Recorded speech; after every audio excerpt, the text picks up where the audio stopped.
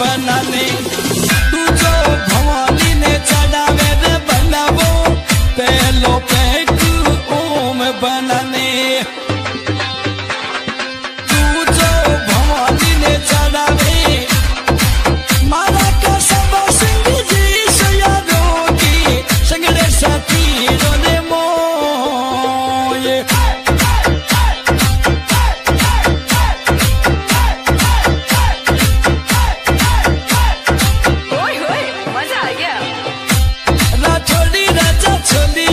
खावे छत्रपति भांग पीवे भूपाल रे देवरा राजा आज छोलिया खावे छत्रपति भांग पीवे